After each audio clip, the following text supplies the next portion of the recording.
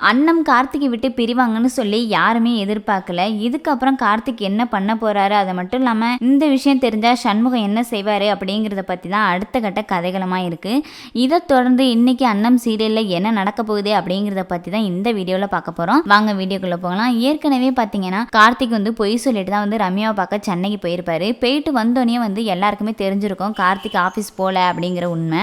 இதனால சொல்லிட்டு சண்முகம் கேட்டிருப்பாரு, எங்க போனா உண்மையை சொல்ல அப்படின்னு சொல்லி கேட்டிருப்பாரு.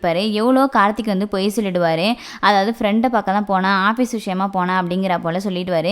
இருந்தாலும் சண்முகம் எல்லாத்தையும் கண்டுபிடிச்சி நீ உண்மையை சொல்ல போறியா இல்லையா அப்படிங்கிற போல மிரட்டியிருப்பாரு. உடனே கார்த்திக்கு சொல்லிடுவார், இல்லைப்பா என் ஃப்ரெண்டு ரம்யாவை பார்க்க தான் போனேன் அப்படிங்கிற போல சொல்லி உண்மையை சொல்லிடுவார். இந்த விஷயத்த கேட்டோன்னா அண்ணத்துக்கு ரொம்பவே ஷாக் ஆகிடும். எதுக்காக சின்னத்தா ரம்யாவை பார்க்க போறான்னு சொல்லி பொய் சொல்லணும், உண்மையை சொன்னாலே நம்ம என்ன சொல்ல போகிறோம் அப்படிங்கிற போல தான் யோசிச்சுக்கிட்டு இருப்பாங்க.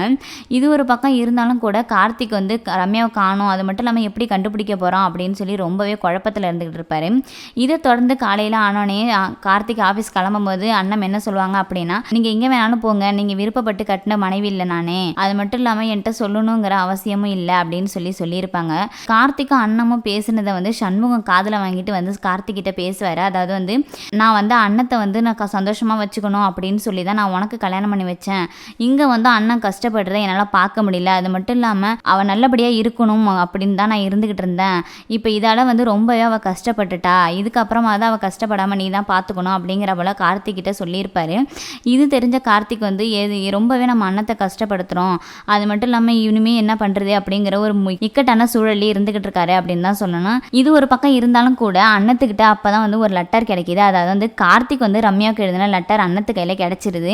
இது கிடைச்சோன்னே தான் எல்லா உண்மையும் அண்ணத்துக்கு தெரிய வருது. அதாவது கார்த்திக் ரம்யாவை லவ் பண்ணாங்க, அது மட்டும் இல்லாமல் அவங்க ரெண்டு பேரும் தான் கல்யாணம் பண்ணிக்கணும் அப்படிங்கிற மாதிரி தான் இருந்தது. இப்போ நம்மளை ரொம்ப இக்கட்டான சூழலில் தான் கல்யாணம் பண்ணிக்கிட்டாரு, அதுவும் மாமா சொன்னதுக்காக தான் கல்யாணம் பண்ணிக்கிட்டாரு அப்படிங்கிற எல்லா உண்மையுமே அண்ணத்துக்கு தெரிய வருது. இது தெரிஞ்ச அண்ணன் ரொம்பவே மனசுடைஞ்சு போயிடுறாங்க. இதுக்கப்புறம் நம்ம சின்னத்தங்க கூட வாழக்கூடாது, அதாவது ரம்யா ரொம்ப நல்லவங்க, பிடிக்காத நம்ம கூட வாழ்கிறதோட அவங்க ரெண்டு பேரும் காதலிச்சவங்க ஒன்றா வாழட்டும் அப்படின்னு சொல்லி கார்த்திக் வாழ்க்கையை விட்டு நம்ம போயிடணும் அப்படின்னு சொல்லிட்டு தான் அண்ணன் கார்த்திகை விட்டு பிரியணும் அப்படின்னு சொல்லி முடிவும் எடுத்துட்டாங்க. கண்டிப்பாக அண்ணன் ரம்யாவுக்காக விட்டு கொடுத்துருவாங்க அப்படி எதிர்பார்க்கப்படுது.